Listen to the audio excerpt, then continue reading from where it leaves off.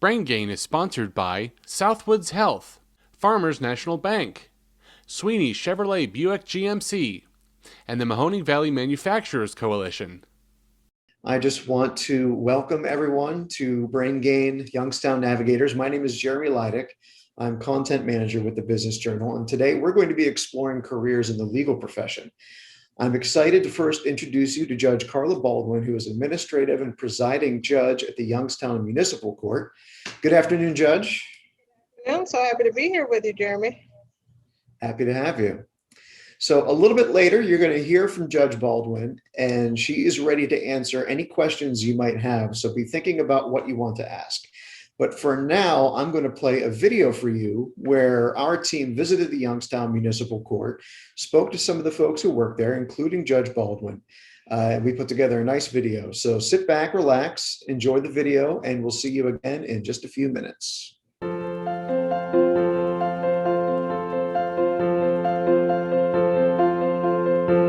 Went to my mother and said, "Mom, I know what I want to be when I grow up." And she said, "What's that?" I said, "I want to be an attorney and I want to be a model."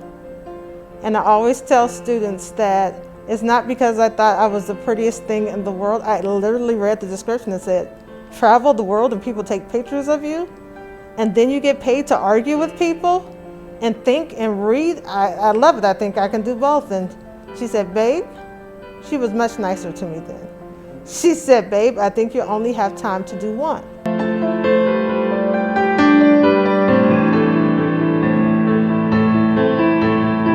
Being a prosecutor specifically, prosecutor is the only attorney in the courtroom with a burden.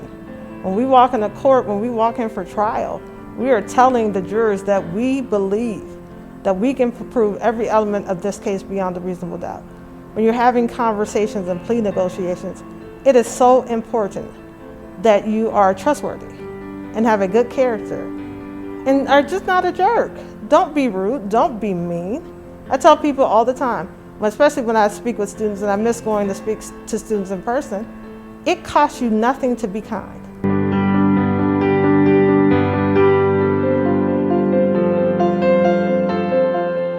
You're always doing work. You're talking to detectives, you're talking to your patrol officers who first responded on the scene.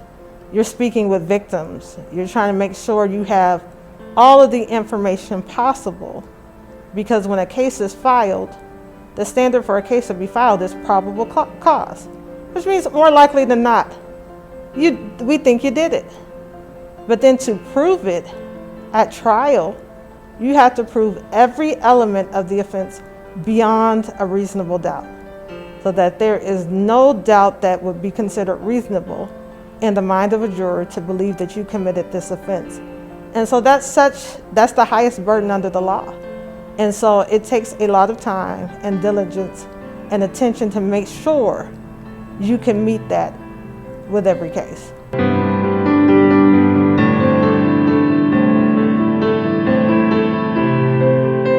It's so important that we don't forget the humanity that's involved in this process, because we're dealing with the life and liberty of human beings. And sometimes if you get so in the habit of just doing this out of turn, that you forget what a great consequence, even if appropriate, it is for the person who may go to prison, may go to jail. And so English, history, I'm a big fan of. Anything that requires critical thinking. Debate is great, because if you can become comfortable with sticking to the facts, it can't be personal.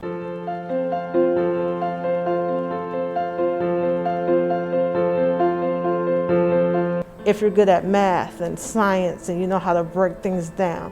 That wasn't my thing, but I respect all those individuals who excel in that arena. But you know, you're English majors, you have to want to do this. And if you wear the robe, if you're an attorney who wants to practice and really interact with individuals, you have to have a heart to do it. Because the saying, people will forget what you said, they will forget what you did, but they will never forget how you made them feel. So I'm in charge of the service bailiffs. So their jobs are to go out and serve subpoenas, court dates, eviction notices, and they also conduct evictions. The clerk's office and the municipal court work hand in hand, so it was actually probably good training to start in the clerk's office. I got to see that side of, where the people come down and they pay their fines, and we process the paperwork from the court. And then now I'm on the other side of it, where I'm kind of not working so much with the people and the fines and the money, but I still get to kind of deal with the other side of it, the court side, how they do the paperwork, comes from the judge, what needs to go down, and kind of like the timely manner that everything takes place. I actually got my bachelor's degree in business administration. Again, I took my internship down in the clerk's office, and since then I've been enrolled in the court administration program through the Ohio Supreme Court. So those are also some really good tips that, if you're looking to get into the field, you may want to look into. Probably look more in the criminal justice side. Business also helps as well. And then if you're out there to kind of want to help people, this is a good profession to be in, because you always need your doctors and your lawyers, but you need people to help you within the court as well. So it's also a good job to look into. Our team consists of 4 probation officers, a pretrial services officer, and an administrative assistant. So day to day we do probation supervision, which is we work with offenders who are sentenced by the court to a term of probation. We make the appropriate referrals to any agencies, mental health, substance abuse, employment, anything that the offender might need to get back on track. I started my journey and I wanted to be a lawyer, and now that I've done probation, I can't see it any other way. This is where I'm meant to be. I'm meant to help people, and that's all. So if you want to help people, then I recommend that you be a probation officer. I think you need to be an easygoing person. You need to be someone who doesn't escalate situations. You need to think outside the box type of person, so that you can help those that are in a situation where they can't help themselves. We have people that have called 2 years later and said that you've made a difference in my life, and I just want you to know that I'm clean because of you. So that's the most rewarding. I love the law. I love learning. I love people. And I'm just thankful that I found a profession where I can mix all of those together and come to work every day, and it doesn't feel like a job. Because I love what I do, I love the people I work with, and I love the impact that we're having in the city of Youngstown. Okay, we're back. That was the video. So at this point, I will open the floor to the participants. Again, if you have questions, you can type them into the Q&A box at the bottom of the screen, or click the raise hand icon and you can ask the question if you prefer. I don't see any questions yet. So what I'll do is I got a couple icebreakers here. And Judge, so we covered a lot in that video, and obviously there's a lot more that we discussed, and those videos will be dropped on the website throughout the next few weeks. But could you just kind of sum up for us, why should someone consider a career in law? I think there are so many good things that involve the law. You can help people, and law doesn't have to be the criminal cases that I hear on a regular basis.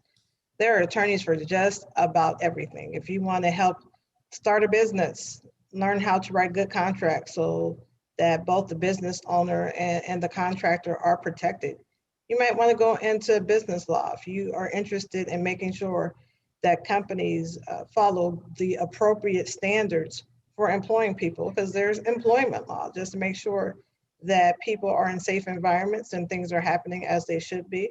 And so there are attorneys who represent companies, and companies who represent employees when something is alleged to have gone wrong. But while I love the law, and I've always been fascinated by criminal law, and it's just my thing, but I love that you can interact with people. And whether you are a defense attorney or a prosecutor, everybody's goal is justice, to make sure that the right thing happens. And we look at it from different perspectives, but you can really help turn lives around, like you heard Melinda mention earlier. People come in here and they're not happy to see me. And I tell them all the time, I don't issue invitations. But once you're here, then I make it my responsibility to do everything I can and do everything the court can to help an individual not stay in this cycle and to get out of it and hopefully better than when they enter the court's doors. Great. And I do see a question from one of our attendees. Okay. Where do you start in undergrad for your law degree? Well, you can really start with anything. That's the great thing. That's why I said earlier, in the video clip, critical thinking is huge, being able to express yourself effectively, to communicate well. So I went to school with individuals who I went to law school with individuals who majored in architecture and social work. I even went to school with an anesthesiologist. So there was a doctor who always wanted to be an attorney. So he came to law school. So pretty much you can do whatever you want to do in undergrad. I promote you doing something where you can go and get a job just in case there may be some time between undergrad and law school where you may want to work for a couple of years. You may want to break from classes and teachers and homework. So accounting is a good one.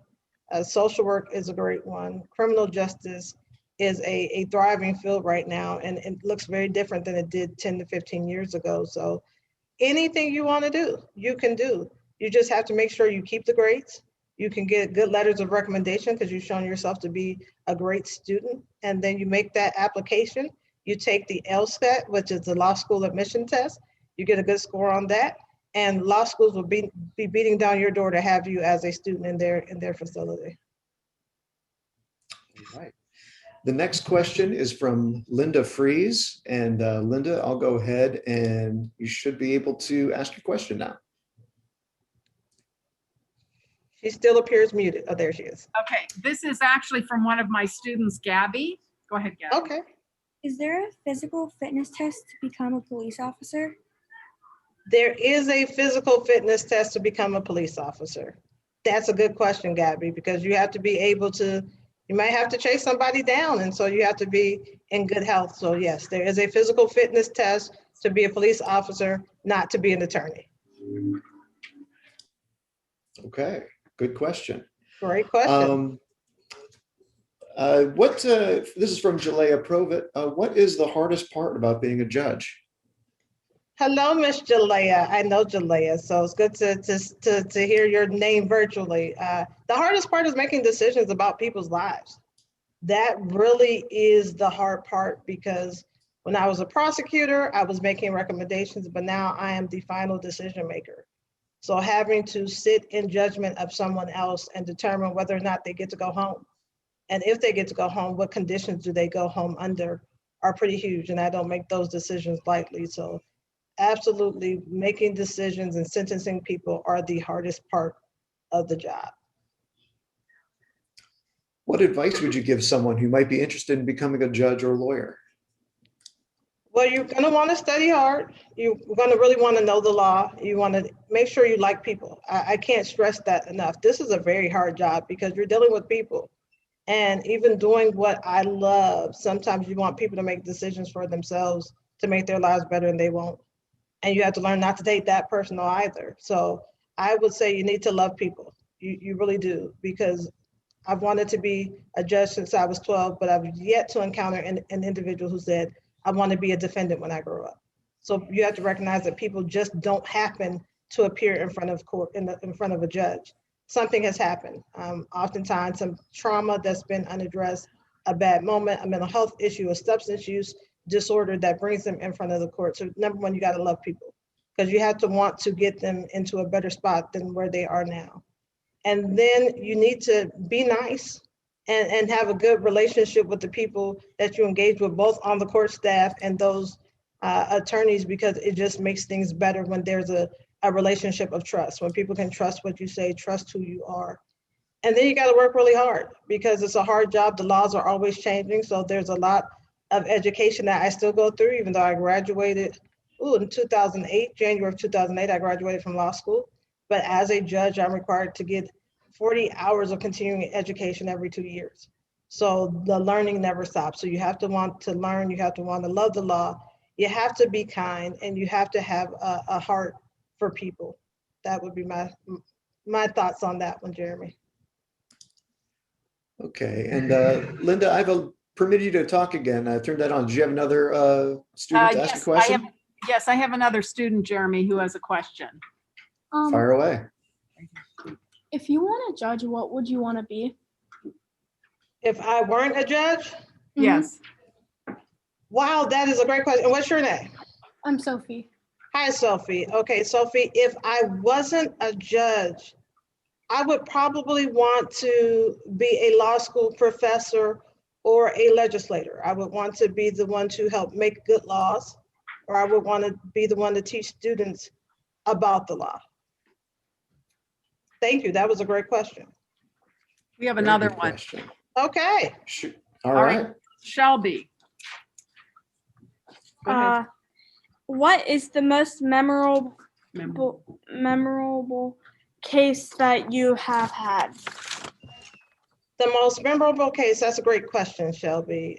I think for me, I'm blessed to, in addition to just hearing my regular court cases, my court has 2 special dockets. So we have a veterans court docket. So anybody who has served in the armed forces, who finds themselves with a criminal case in this court, who has a substance use or mental health disorder, can apply to come into veterans court. And so what we do is we provide them with a team of people who help get them stabilized and well and substance free. And I had a nice man on my docket who was a veteran, and he wanted to be on the docket, and he had some trouble following the rules before he came on the docket.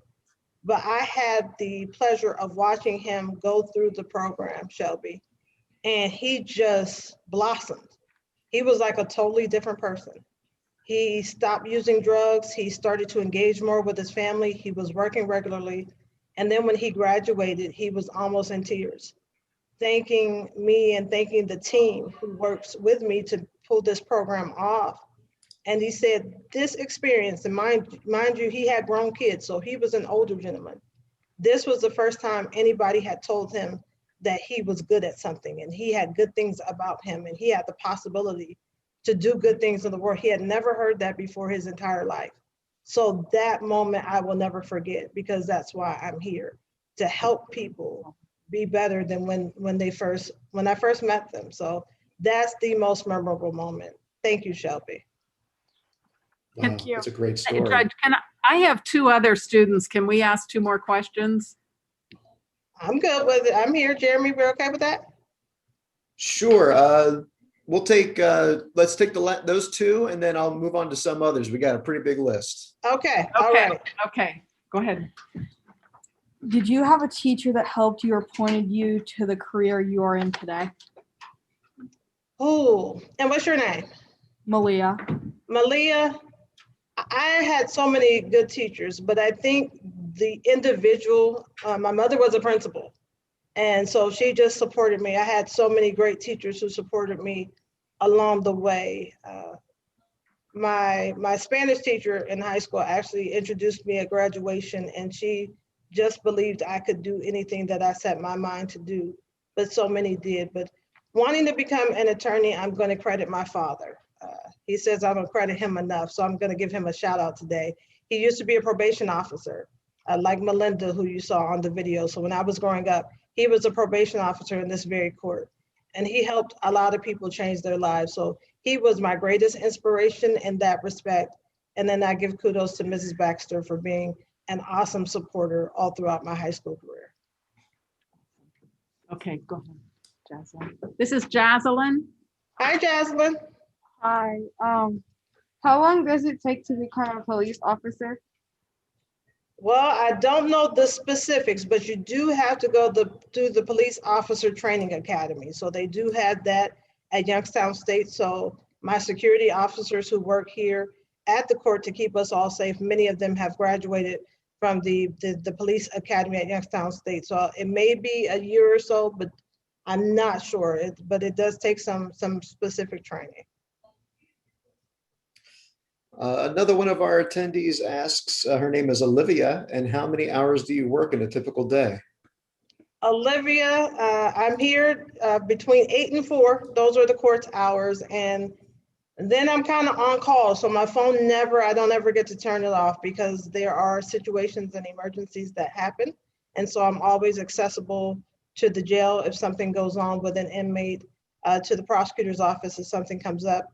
If police officers need a warrant signed, then I'm available 24/7. So my typical business hours are 8 to 4, but my phone is always on. I've signed a search warrant outside of a church going into a wedding. I've answered questions from the jail on the weekend and had emergency situations pop up all throughout the week. So 8 to 4 typically Monday through Friday, but my phone is always on and I'm always on call. Very good. And now we have Denasia Coleman. You can go ahead and ask your question now. Hello. Hello, my Denasia. How are you? I'm good. How are you? I'm good. That's good. My question is, how do you not get attached to very sensitive cases? Oh, you get attached, but you have to learn, and it's a hard thing, you have to learn to compartmentalize. So my goal every day is to leave my own personal issues at the threshold when I come into work every day, and then take on completely the responsibility of this office, of this seat that I sit in. And then I try to help everyone as best as I can and give everything I have while I'm here. And then I try to leave that here because I will be able to pick it up again tomorrow when I come back. So it's hard, but I work with a team. And I always say I do the least amount of lifting. I have a phenomenal team here. Our probation department, our administrative office, they do a great job. And then we have a lot of community relationships. So when those emotional cases happen, thankfully, I have an abundance of resources that I can plug into to provide assistance. And sometimes, Denasia, it just hurts. And some cases are just heavy. And you go through it and you grow through it and you learn how to handle it better each and every day. Judge Rayanne has more questions. She wanted to know if you had any law school recommendations and how long until you can actually become a judge once you start your journey. Okay. Law school recommendations, I would say look at where you want to live. A lot of people go to law school where they want to actually practice. And I went to school in Michigan. I thought I was going to end up going to North Carolina because I really thought God wanted me to work somewhere where it was nice and warm most of the time. But I ended up back here in Ohio. So number one, I would say go to school somewhere where you may want to live and actually practice. And then if you have any idea of where you want to practice, what kind of specialty, I knew I wanted to be in the courtroom. So I knew I wanted to be a litigator. I didn't want to be in the office dealing with contract work. I like people, I wanted to be around people. So the school, we all get the same degree. Some schools clearly have more prestige than others, but the piece of paper at the end of the day is pretty much all the same. So I say don't go broke going to law school, try to get some scholarships. Again, look at where you want to live, look at the type of laws you want to practice and see what school is best for that. So I love my law school. I love the fact I wasn't a morning person. I went to school full time, but my law school allowed me to go full time in the evening. So it was great for me. I never had to get up early and I went to class every day from 6 to 9, but it worked for me. So that was just a little perk for me. So it's the little things. It's the little things that have a big difference. So figure out where you want to live, what type of law you think you might want to practice, what school is really great with that. Remember, don't go broke. You want to make sure you can live after you graduate, and just make sure you like the schedule and the layout of the school. So those are just my 2 cents on that. What's the LSAT like? Oh, the LSAT, it's a pain, like most standardized tests. I'm not a fan of standardized tests, but the LSAT it's a lot of prep work because when you go to law school, you think completely different. I teach paralegal studies at Eastern Gateway, and I tell students it's a totally different experience from the first day of undergrad, your college experience, because you go to law school and you have read your homework because you have homework before the first day of class. And it's kind of like walking into class and the professor will walk in and you've never met them before and they'll say, Carla Baldwin, can you please stand up and tell me what the holding of this case is? And what did we learn in this case? And you're standing up in a room of anywhere from 50 to 300 people, depending on the law school, and you're getting questioned. And that's called the Socratic method. So the LSAT teaches you how to think differently, which prepares you for college. But after you take the LSAT, nobody talks about it ever again. Until right now. Until Jeremy quizzes me. Yeah, that's right. We have so many great questions here. Okay. So I'm gonna scroll through. Isabel Burr asks, how has being in law helped you grow as a person? Oh, it's helped a lot, Isabel, because you know what, I get to see so many people and I get to hear so many stories. And this is why you will hear me stress over and over and over again, no matter how many times you hear me speak, that to do this kind of work requires you to have a heart for people. Because what happens in this seat is you get to learn the story of individuals. So you may see a news clip of somebody doing something horrible, but I get to read the report about what happened when they were growing up and how life was for them and the things they didn't have and some things that they lived through. And so that helped me be a more sympathetic judge, which does not mean I let everybody out, that I never lock anybody up. No, it just means I lead with compassion and I judge with compassion and understand that people are fighting battles we know nothing about. And so to all my young people who are watching, you all have the ability to determine the culture of your school or the programs that you are in by how you treat people. And so it's taught me to be kinder. It's taught me to be more patient. It's taught me to be more understanding. I've met some amazing people. If I wasn't in the seat, I don't know when I would have met Jeremy. And people say, well, what's the big deal? Because I like meeting good people. And that's been one of the coolest things. I was on the panel last week with a group of individuals, primarily out of Cincinnati. And there was a new judge on that panel. She's only been on the bench for about 3 weeks. And she sent me a thank you card and just an encouraging card to tell me how she appreciated being on the panel with me. I would have never known Judge Bloom if I hadn't had the opportunity.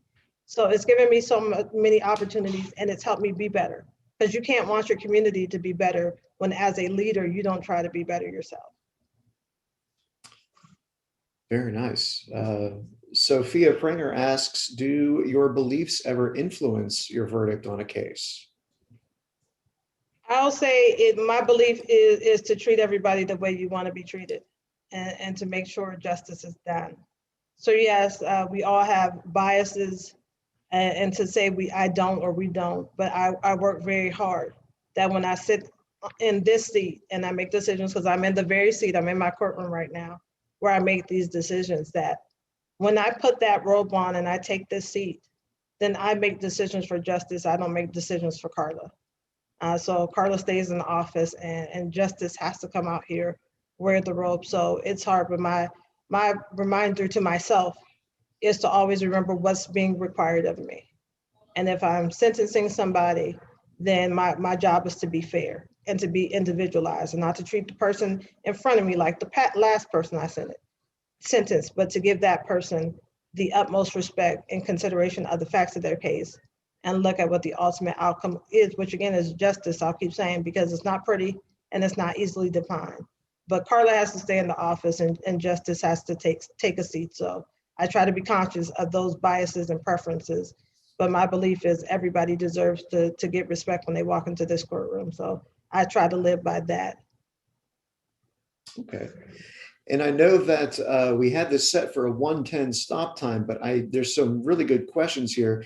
Judge, can I squeeze a few more minutes of your time to go through a few more of these questions? I'm good. I don't have court this afternoon, so I'm good as long as you're good, Jeremy.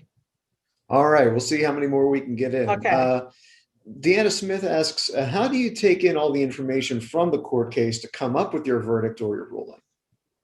Well, you look at the charge. What I do is typically, what charge are we talking about? Are we talking about an assault? Are we talking about an offense of violence? Are we talking about something where I have to be concerned about the safety of the community? Then there are other cases where the driver, the motivation for the offender committing the crime is there may be a substance use or mental health disorder. And then I look at what help have they been offered? Have they been offered treatment? Have they been offered housing? Have they been offered support? And then I try to look at, do we have a victim? Do we have a victim who is present, that who wants to tell me how they feel? And a lot of times, you may be surprised how many victims come in the court and say, I don't want that individual to go to jail. I just want them to get help.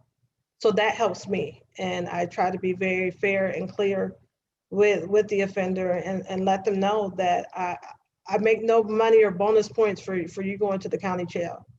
So my goal is that you never serve a day. And if I have to sentence you to jail, then I want you to think on some things while you're there so that you never come back. So take into account the facts, the type of case, what the victim wants, and what the offender needs, because the goal, again, even if punished appropriately, that they don't come back. My goal is that you don't come back to see me. You're muted, Jeremy. Okay, Whoops, my bad. I have There's Linda. another student, Gianna, who has a question. Go ahead, speak. Have you ever made a wrong decision, and what would it be like? Have I ever made a wrong decision? I probably have, Gianna, because I'm human. Sometimes you give people a chance to be out and not go to jail. And sometimes they don't behave appropriately, and guess what? They end up back in front of me and they end up in jail anyway. And so sometimes the mistake is you give somebody a chance that doesn't deserve it.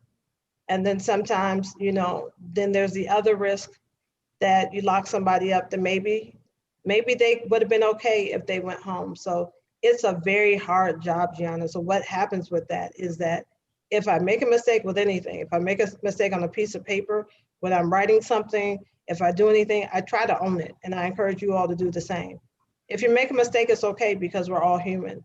You make it and then you say, what do I need to do to correct it? And so if I sentence somebody to jail and they write me a letter, or their attorney writes a letter, and I'm moved to believe they deserve a chance, then guess what? There have been times when I give them an opportunity. And like I said, there are times I've let individuals out and they've proven to me that they do not need to be out.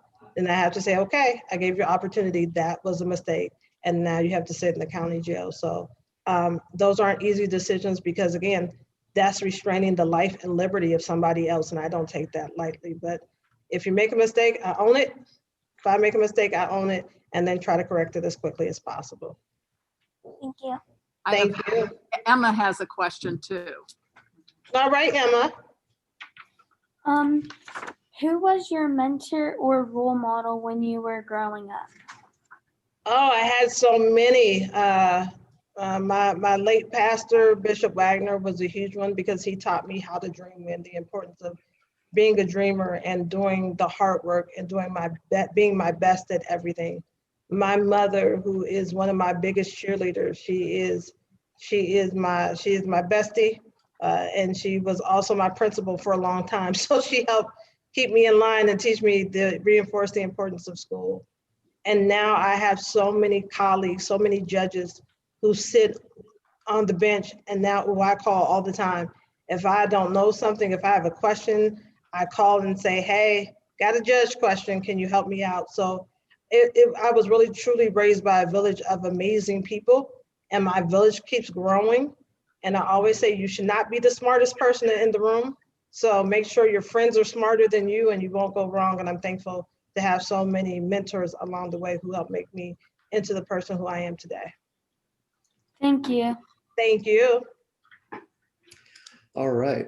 I see a couple of questions here that are actually pretty similar, so I'm going to ask them joined.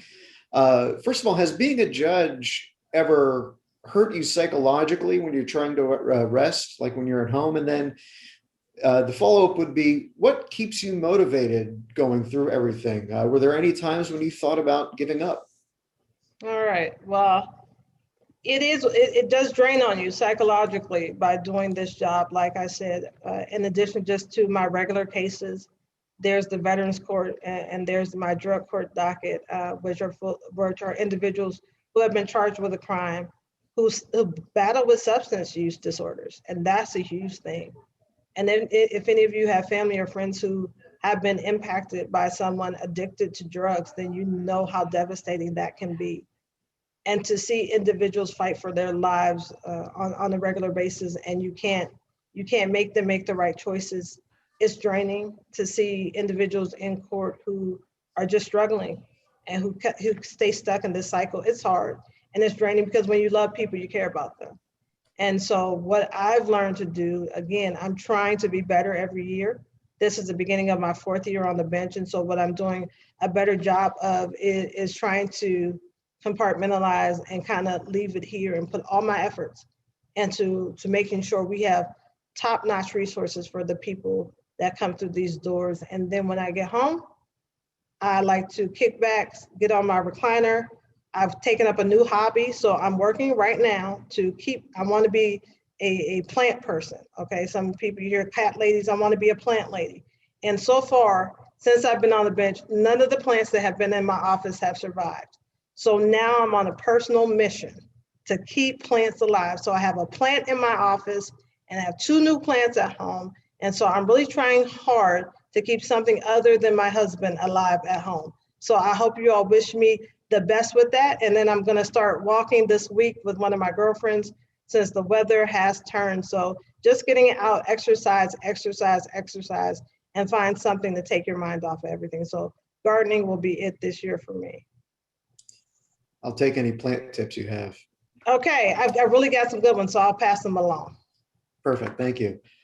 Someone asked what a typical day looks like for a judge, but it sounds like there really is no typical day.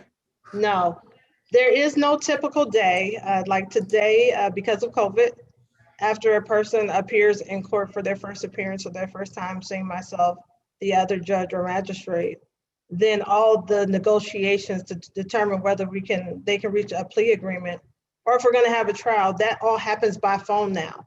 So today was a telephone pretrial day. So my prosecutor that works in my courtroom, he's been talking to defense attorneys and to defendants all day about seeing how to resolve their cases. So I didn't have to come into court. So this is the first time I've been in my courtroom today was for this interview. So I got here early, signed a bunch of cases, a bunch of things I had to sign off on. And then I had to do some legal research today because I had a hearing last week and I had to do some legal research to see if it was appropriate to send this case over to Common Pleas Court. That is the courthouse that handles all of the felonies. And after doing my research, I decided that the prosecutors had not met their burden and that case would not go over. So that was a good chunk of my morning doing that type of research, but no day is the same. I'll be back in here tomorrow on the bench with some new cases and it's never a dull day is what I often say. So no day is the same here. Very good. Someone asked earlier, and not sure, I think the question's still here or not, but I think it's worth bringing up. Oh yes, Nicole asks, what steps can someone take in middle school or high school to start preparing for a career as an attorney? Oh, I'm a fan of being in speech clubs, debate teams, that type of thing that teaches you how to think on your feet, learning how to develop an argument and how to support it. So when I say debate, it's not people hollering at each other on the platform. It's really 2 different people with 2 different points of views expressing their thoughts and then providing arguments to support that thought. And so I'm a fan of that. I'm a big fan of public speaking. My first speech meet I engaged in when I was in the 1st grade. So I started speaking in public before I could develop a fear of it. And so many people have a fear of speaking in public. And I recognize the reason that I don't. And I do get anxious before I have any speaking engagement, including today. That's normal, but I don't fear it because I learned to develop that skill before fear could set in. So if you want to go to law school, those are two great areas where you can get involved in. You want to make sure you're good in English because your writing often speaks for you. Because there are some days where I don't have hearings. I solely rely on the writings, the pleadings that attorneys submit to the court, and I make my decision based on what they have submitted. So if the writing is poor, then that is going to negatively impact you if you're the attorney. So English, communication, and debate. Get those things down, and then you can do whatever you want to do, but you'll be well off and at an advantage through your peers if you engage in this early. And I know earlier you shared the story about the gentleman, but Michaela Radcliffe asks, have you ever had a case that really impacted your life? Yes, there have been so many, but I think collectively, I will say this: the special dockets, that's the Veterans Court and the Drug Court, it's different, and we treat individuals differently because they're battling different situations. And for so many years, the courts didn't have that as an option. And so now I believe there are 156 drug courts across the state. And so when you're able to see why somebody appeared in front of the court, then it impacts you. And substance use and mental health are true battles that individuals face. So they've made me more sensitive to the fact that people really need help. They need help. And yes, they've done bad things. That's why they're in front of the court. But if we can get them the help, we can turn their lives around. So for every graduation of every veteran and every drug court participant who says, I didn't know that my life could be like this. I didn't know that my life could be good. I didn't know I could have good relationships. That has impacted my life, because that's why I work so hard. That's why I do so much. That's why I take time like this to speak to you all, because what we do matters. What we do here at Youngstown Community matters. What I do matters. And whenever I retire, even though I've got a long way away to that's so far away, but I really do want to leave this city, this valley better, because I gave it everything I had. And I think that's what these cases have taught me, that people need what's inside of me and the world needs what's inside of them. So if we both work to give our very best, then the world is better, because we were here. And that's why. So collectively, everyone who has appeared in front of me has impacted me, but the participants on my special dockets, they have a special place in my heart, because they've really pushed me to do more, be more, because the need is definitely out there. Have you ever had a scary or a frightening experience while sitting on the bench? I've had some security issues. People don't like what you say. People don't like what you decide, and sometimes they fixate on you. And so there have been times when security was heightened here because of potential threat to me. And so thankful for the response always of law enforcement, who always make sure that do their very best to make sure that I'm safe. I did have an individual one day literally I sentenced him to jail. My security officer did not yet take him into custody, and he literally bolted out of the courtroom and down the steps. But thankfully, he was stopped on the second floor of the building. So yeah, that was a shocking way to start the day. But that's the only time that has happened since I've been here. But yeah, it happens. I bet. Just going through the questions here. Okay. So what would you say is the hardest thing you do on your job? Ooh, the hardest thing are the things that people don't see. So in addition to to the stuff that that people see with sentencing, I'm also in charge of the court itself. So I'm in charge of hiring, firing, discipline, safety, all those things, payroll, budget, not fun stuff, but when you manage a multi-million-dollar budget, then that's a lot of work. And so just had my budget conversation with the finance director, and that was a lot of prep work and a lot of time to make sure that the city understands all the good things that are here, and make sure we understand where the city is, and just trying to make sure we're on top of everything. So the hardest parts of my job are often those parts that people don't see, because like I said, I'm here from 8 to 4, but I'm really never off. So that's the hard part, but I love it. Has there ever been a case that's affected your opinion on the world? I will say it in this respect. The cases that I hear just concern me about the fact that life is not valued in the way I believe it should be, that people don't understand the power of their decisions.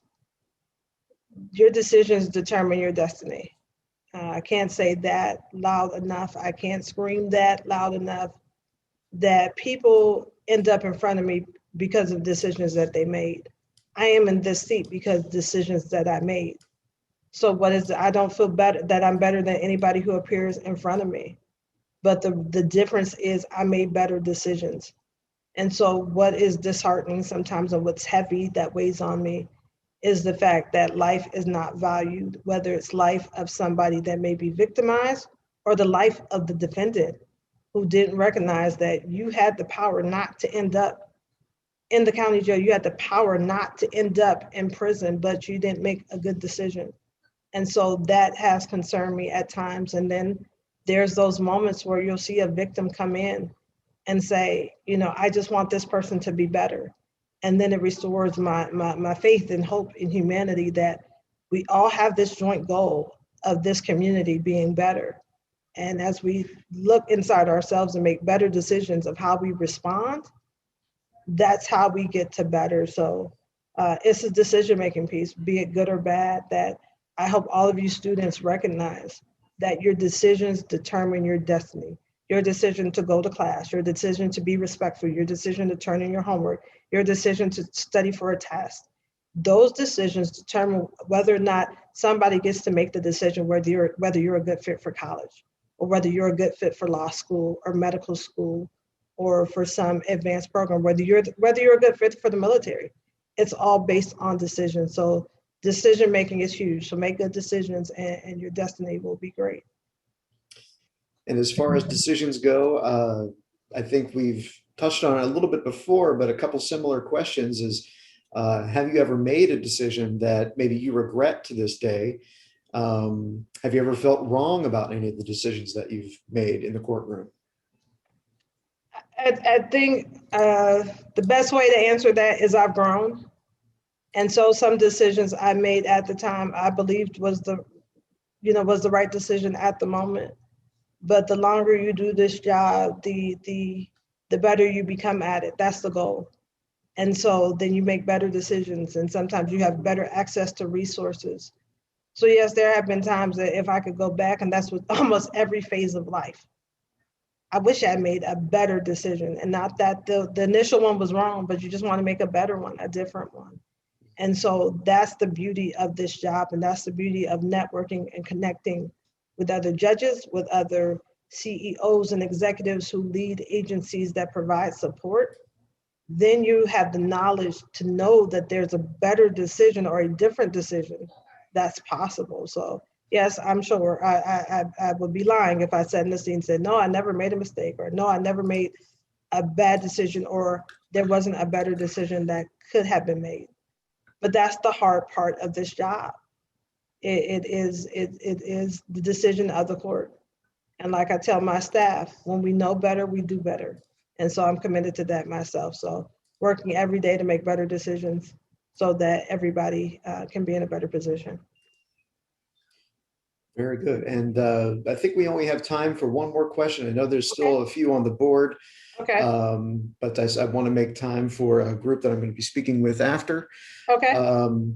But the one question that I wanted to kind of finalize with here is something that you and I discussed when I visited your office. I know we had a number of young ladies on the webinar today, as well as a number of young people of color.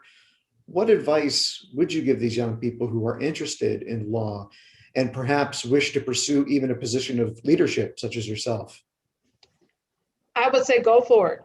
Do it. I wanted to do this job since I was 12. I was 12 when I decided I wanted to become a judge. I didn't recognize that there had never been a Black female who sat in this seat in Mahoning County. I didn't know that when I was 12 that it would take until the age of 37 and me holding fast to my dream to break that glass ceiling and make it a reality. And so you do it. Nelson Mandela said it's always impossible until it's done. And I am a living, breathing reminder of that fact. So anything that you have in your heart and mind to do, anything that you want to do, do it. Akron Beacon Journal just did a story a week or so ago that said, I believe, of the 709 judges in the state of Ohio, only 56 identify as Black. So only 8% of people who wear this robe as a judge in the state of Ohio look like me. And that's okay. I don't want to be the only one. So I need a group of amazing, bright, brilliant individuals who will follow the trail that I have set. And when you break that ceiling, when you do that thing, then what it is that we all can win. We all can achieve, no matter what color you are, that anything is possible. Anything is possible, but you got to do the work. So you better believe I fought and I worked hard to get here. And it is my goal to build, to hold the ladder for the next generation. So it's possible. It's not easy. I am often the only one who looks like me in many rooms in which I enter. And it's okay. I'm not ashamed because I'm proud to be a Black woman. I'm proud to be a judge. I'm proud to be from Youngstown, Ohio. I'm proud to serve. And it's okay. So you can do it too. If you ever doubt that it can be done, just remember me, no matter what field you want to enter into. Nobody had done it before I got here, and it's possible. So I will be here cheering you on. So please reach out if you have any questions or ever want to come and shadow. When the world is safe and open, I'd love to see you in my courtroom. Thank you, Jeremy. Thank you so much, Judge, and thank you very much for your time. This has been a fantastic conversation. Thank you to the students for all your wonderful questions. Yes, you made my job infinitely easier. And this has been fantastic. I hope everyone enjoyed this installment of the Brain Gain Navigators program. There's plenty more coming down the pike for the rest of the year.